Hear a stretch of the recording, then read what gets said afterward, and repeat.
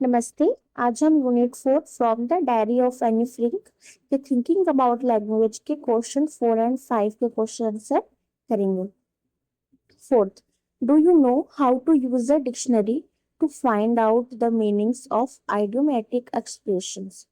Take for example the expression caught my eye in the story, where under which word would you look for it in the dictionary? क्या आप जानते हैं कि मुहावरेदार expression का मतलब जानने के लिए डिक्शनरी का इस्तेमाल कैसे करते हैं? उदाहरण के लिए कहानी में कैच माई आई एक्सप्रेशन लें। आप इसे डिक्शनरी में किस शब्द के नीचे ढूंढेंगे? ओके, आपको इसमें बताया गया है कि आइडियोमेटिक एक्सप्रेशंस डिक्शनरी में कैसे ढूंढा जाता है। Okay, look for it under the first word, but if the first word is a grammatical word like a, the, for, etc., then take the next word, that is look for the first meaningful word in the expression. In our example, it is the word coach. इसे पहले शब्द के नीचे ढूंढें, लेकिन अगर पहला शब्द ग्रामेटिकल शब्द है जैसे ए, द, फॉर वगैरह, तो अगला शब्द ले।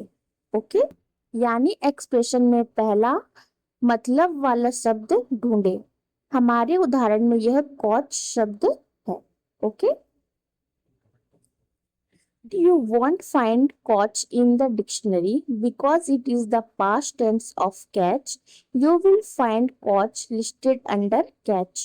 So you must look under catch for the expression catch my eye. Which other expressions with catch are listed in your dictionary? लेकिन आपको डिक्शनरी में कॉच नहीं मिलेगा क्योंकि यह कैच का पास्ट टेंस है।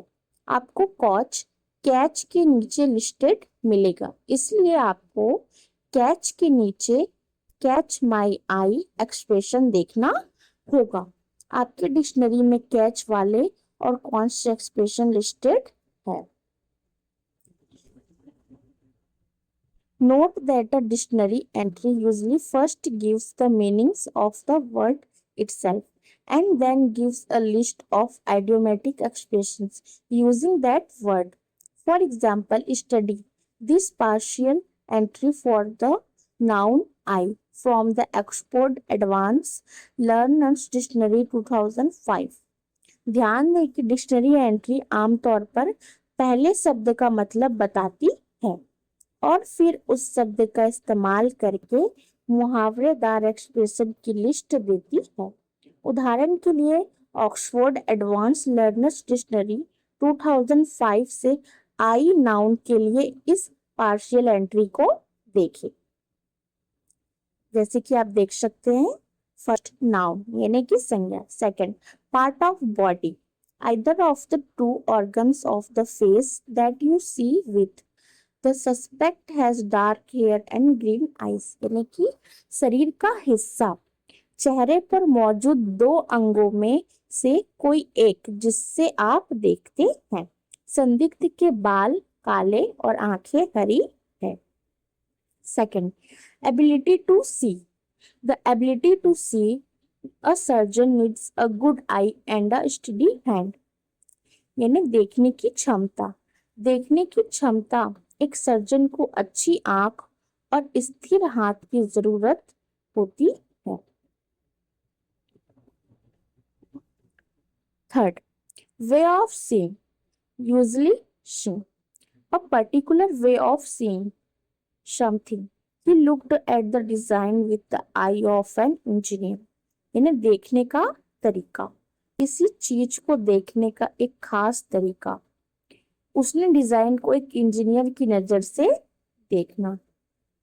Of needle 5, the hole in the end of a needle that you put the thread through, यानी सुई के सिरे में वह छेद जिससे आप धागा डालते हैं। Idiom be all eyes to be watching, SBSTH carefully and with a lot of interest before in front of SB's very eyes in SB's presence. In front of SB, he had seen his life's work destroyed before his very eyes. Be up to your eyes in STH to have a lot of STH to deal with. We are up to our eyes in work. Idiom किसी की मौजूदगी में किसी की बहुत आंखों के सामने किसी किसी चीज को ध्यान से और बहुत दिलचस्पी से देखने के लिए पूरी आंखें होना। किसी के सामने उसने अपनी जिंदगी का काम अपनी आंखों के सामने बर्बाद होते देखा था। किसी चीज से निपटने के लिए अपनी आंखों पर भरोसा रखें। हर काम में अपनी आंखों पर भरोसा रखते हैं। Okay, you have read the expressions not to lose heart in the text. Now find out the meanings of the following expressions using the word heart. Use each of them in a sentence of your own. अपने इस text में हिम्मत ना हारना कहावत पढ़ी है। अब दिल शब्द का इस्तेमाल करके नीचे दिए गए वाक्यों का मतलब पता करें। उनमें से हर एक का इस्तेमाल अपने एक वाक्य में करें। Okay, first, break somebody's heart. Second, close dear to heart. Third, from the bottom of your heart. Fourth, have a heart. Fifth, have a heart of stone. Sixth, your heart goes out to somebody. First, break somebody's heart यानी किसी का दिल तोड़ना। Meaning, to make someone very sad यानी किसी को बहुत दुखी करना। Sentence, his rude words broke his mother's heart यानी उसकी कड़वी बातों ने उसकी माँ का दिल तोड़ दिया। Second, close dear to heart यानी कि दिल के करीब प्यारा। Meaning, very important to someone यानी कि किसी के लिए बहुत महत्वपूर्ण होना। Sentence, helping poor children is a cause close to my heart गरीब बच्चों की मदद करना मेरे दिल के बहुत करीब है। Third, from the bottom of your heart यानी कि दिल की गहराइयों से। मीनिंग, सिंसियरली यानी कि पूरी ईमानदारी से। Sentence, I thank you from the bottom of my heart यानी मैं दिल की गहराइयों से आपका धन्यवाद करता हूँ। फोर्थ, हैव अ हार्ट यानी कि दिल रखना। मीनिंग, शो काइंडनेस और सिंपैथी यानी दया और सहानुभूति दिखाना। Sentence, have a heart and help the old man यानी कि थोड़ा दिल रखो और उस बूढ़े आदमी की मदद करो। Fifth, have a heart of stone यानी कि पत्थर का दिल होना। Meaning, be unkind and without sympathy यानी कि निर्दयी और बिना सहानुभूति के होना। Sentence, the cruel landlord had a heart of stone यानी कि उस क्रूर जमींदार का दिल पत्थर का था। 6, your heart goes out to somebody यानी कि किसी के लिए दिल पसीजना। Meaning, feel great sympathy for someone यानी किसी के लिए गहरी सहानुभूति महसूस करना। Sentence, my heart goes out to the families affected by the flood यानी बाढ़ से प्रभावित परिवारों के लिए मेरा दिल पसीज जाता है। ओके, फिफ्थ, कॉन्ट्रैक्टेड फॉर्म्स यानी कि संक्षिप्त रूप। When we speak, we use contracted form or short form such as this. जब हम बोलते हैं तो हम संक्षिप्त रूपों यानी कॉन्ट्रैक्टेड फॉर्म्स या छोटे रूपों का इस्तेमाल करते हैं। जैसे कांट फॉर कैन नॉट और कैन नॉट यानी कि कांट का मीनिंग क्या होता है, कैन नॉट।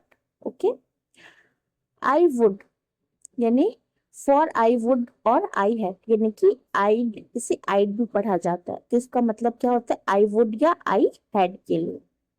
सी इज यानी फॉर सी इज तो इसका मीनिंग क्या होता है, she is. Okay, notice that contracted forms are also written with an apostrophe to show a shortening of the spelling of not, would or is as in the above example. ध्यान दें कि संक्षिप्त रूपों को लिखते समय एक अपोस्ट्रॉफी का भी इस्तेमाल किया जाता है।